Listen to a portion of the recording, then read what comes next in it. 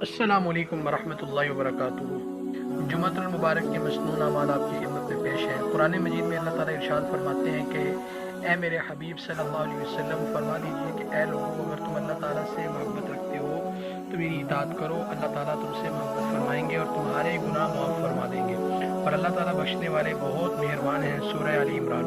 اور اسی طرح سورۃ الاحزاب میں اللہ تعالیٰ ارشاد فرماتے ہیں کہ یقیناً تمہارے لیے رسول اللہ صلی اللہ علیہ وسلم کی ذات مبارکہ میں بہترین نمونہ ہے۔ ترمذی شریف میں سیدنا انس رضی اللہ تعالیٰ عنہ سے روایت ہے کہ حضور اقدس صلی اللہ علیہ وسلم نے ارشاد فرمایا، جس نے میری سنت سے محبت کی اس نے مجھ سے محبت کی، اور جس نے مجھ سے محبت کی وہ جنت میں میرے ساتھ ہوگا۔ مشکات المصابیح میں سیدنا ابو ہریرہ رضی اللہ تعالیٰ عنہ سے روایت ہے کہ حضور نبی کریم صلی اللہ علیہ وسلم نے ارشاد فرمایا، جس شخص نے میری امت کے فساد کے وقت میری سنت کو تھام لیا تو اس کے لیے 100 شہیدوں کا اجر ہے۔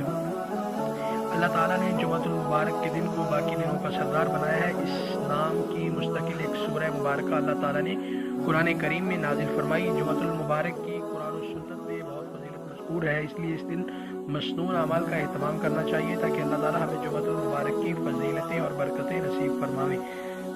جمعۃ المبارک کی فضیلت نمبر 1، سیدنا ابو ہریرہ رضی اللہ تعالیٰ عنہ سے روایت ہے کہ حضور نبی کریم صلی اللہ علیہ وسلم نے ارشاد فرمایا کہ ان سارے دنوں میں جن میں کہ آفتاب نکلتا ہے، یعنی ہفتہ کے 7 دنوں میں سب سے بہتر اور برتر جمعہ کا دن ہے۔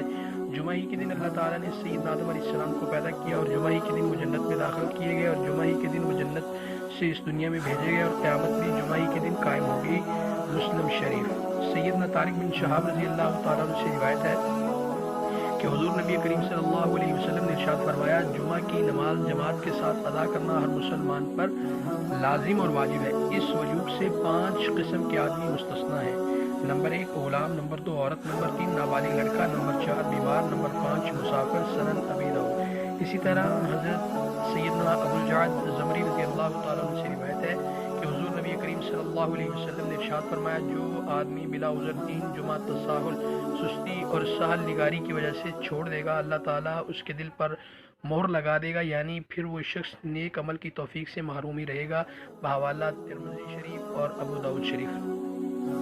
سیدنا سلمان فارسی رضی اللہ تعالیٰ عنہ سے روایت ہے کہ حضور نبی کریم صلی اللہ علیہ وسلم نے ارشاد فرمایا کہ جو آدمی جمعہ کے دن غسل کرے اور جہاں تک ہو سکے صفائی اور پاکیزگی کا اہتمام کرے، جو تیل اور خوشبو اس کے گھر میں ہو اسے لگائے، پھر وہ گھر سے نماز کے لیے جائے اور مسجد پہنچ کر اس کی احتیاط کرے کہ جو 2 آدمی پہلے سے ساتھ بیٹھے ہوں ان کے درمیان نہ بیٹھے، پھر جو نماز یعنی سنن و نوافل کی جتنی رکھتے ہیں اس کے لیے مقدم پڑھے، پھر جب امام خطبہ دے تو توجہ اور خاموشی کے ساتھ اس کو سنے، تو اللہ تعالیٰ کی طرف سے اس جمعہ اور گزشتہ جمعہ کے درمیان کے اس کے گناہ بخش دیے جائیں گے۔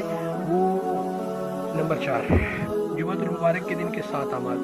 حضور نبی کریم صلی اللہ علیہ وسلم نے ارشاد فرمایا، جو شخص جمعہ کے دن 7 اعمال کر لے، اس کو مسجد جاتے ہوئے ہر قدم پر 1 سال کی نفلی نمازوں کا ثواب اور 1 سال کے نفلی روزوں کا اجر و ثواب ملے گا۔ وہ 7 اعمال یہ ہیں: نمبر 1 غسل کرنا، نمبر 2 اچھے کپڑے پہننا، نمبر 3 مسجد جلد جانے کی فکر کرنا، نمبر 4 مسجد پیدل جانا، نمبر 5 امام کے قریب بیٹھنے کی کوشش کرنا، نمبر 6 خطبہ غور سے سننا، نمبر 7 کوئی بےہودہ لغو کام نہ کرنا۔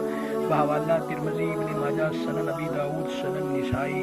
تو دوستو امید کرتے ہیں انشاءاللہ یہ ویڈیو آپ کو بہت پسند آئے گی۔ اگر ویڈیو آپ کو پسند آئی ہے تو ہمارے چینل کو ضرور سبسکرائب کریں، ویڈیو کو لائک اور شیئر کریں۔ جزاک اللہ، اللہ آپ کو بہت خوش رکھے۔ السلام علیکم۔